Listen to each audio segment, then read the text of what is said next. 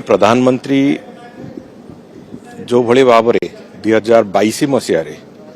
ये कथा घोषणा करथिले जे देश रे 10 लाख युवकों को सरकारी स्तर रे नियुक्ति दिया जिवार एक प्रक्रिया आरंभ करा जिवो बोली अनेक सरकार कथा कहंती करंती नहीं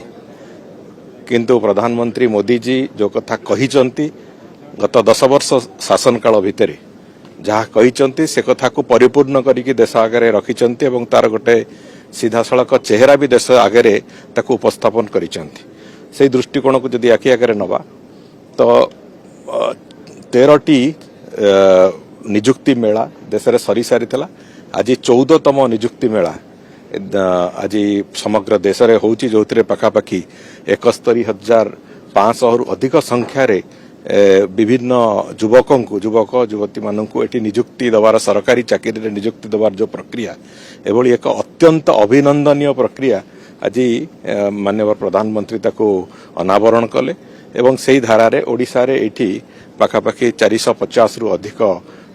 पिला आमर से माने सरकारी स्तर रे निजुक्ति पाइले एवं जोटा कि आम समस्त एक गर्वर कथा अधिकांश ओडिया पिला पाखापाखि 95% रु ऊर्ध्व ओडिया पिला ता भितरे विभिन्न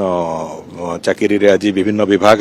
चाकरी रे से माने आज निजुक्ति पाइचंती से माननको मोर अभिनंदन एवं ये जो लक्ष्य नहीं कि प्रधानमंत्री चलीचंती विकसित भारत वर्षर निर्माण पाई विकसित भारत वर्षर एक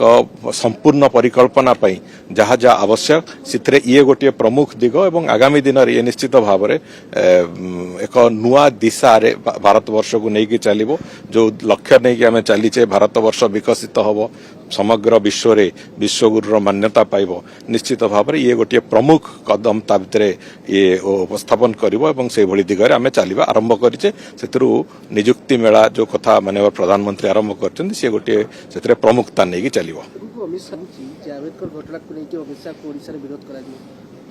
कांग्रेस स्थिति कौन अच्छी स्थिति जहाँ अच्छी से अरण्य रोदन करने छड़ा द्वितीय कथा किसी कर से अरण्य रोदन करने को दिंतु आम किंतु देशर विकास केमती आगू जीव से कथा को लक्ष्य रखिक चलीचु राज्यपाल निकट पूर्वतन मुख्यमंत्री मामला आईन विभाग परामर्श लोड़ी राज्यपाल से बाबद विभाग तार समस्त दिग को तर्जमा करिवो से भलिया एपर्यंत तो से भली किछि हेनी जदि राज्यपाल जेबे चाहिबे सेतेबेले विभाग तार विभिन्न दिग को तर्जमा करिवो जोटा न्याय संगत हेतिवो न्यायिक दृष्टि ठीक हेतिवो से दिगरे निश्चित भाव में परामर्श भी दो आज भी थोड़ी अनेक गुड़िए सबमिशन करा जाउची तांसमानक पक्षरु राज्यपालक पाखरे 500 पृष्ठार एवं जदि आईन देखंतु सेही तो स्पष्टता मु से कथा कहूची जदि ए कथा न्याय संगत हेतिवो एवं न्यायिक दृष्टि ठीक थिवो ते विभाग निश्चित भाव में उचित परामर्श माननीय राज्यपाल को दबो।